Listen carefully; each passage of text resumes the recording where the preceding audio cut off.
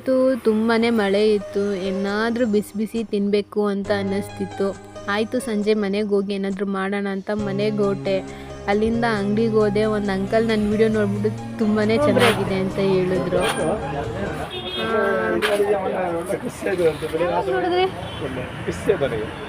ಯಾರು ಕಳಿಸಿದ್ರು? ಯೂಟ್ಯೂಬಲ್ಲ.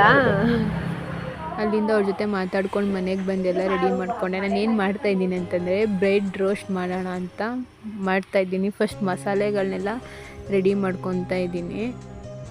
ಈರುಳ್ಳಿ, ಮೆಣಸಿನ್ಕಾಯಿ, ಟೊಮೆಟೊ, ಕ್ಯಾಪ್ಸಿಕಮ್, ಕ್ಯಾರೆಟ್, ಸ್ವಲ್ಪ ಅರಿಶಿನ, ಪೆಪ್ಪರ್ ಹಾಕ್ಕೊಂಡು ಚೆಂದ ರೋಸ್ಟ್ ಮಾಡಿಕೊಂಡೆ. ಎಲ್ಲನೂ ಚೆನ್ನಾಗಿ ರೋಸ್ಟ್ ಮಾಡಿಕೊಂಡು ಅದಾದಮೇಲೆ ಸಾಂಬಾರು ಸೊಪ್ಪು, ಮ್ಯಾಗಿ ಮಸಾಲ ಹಾಕಿ ಚೆನ್ನಾಗಿ ರೋಸ್ಟ್ ಮಾಡಿಕೊಂಡು ಆಮೇಲೆ ಬ್ರೆಡ್ನ ರೋಸ್ಟ್ ಮಾಡ್ಕೊಳ್ಳಿ. ಬ್ರೌನ್ ಕಲರ್ ಆಗಿ ರೋಸ್ಟ್ ಮಾಡ್ಕೊಳ್ಳಿ.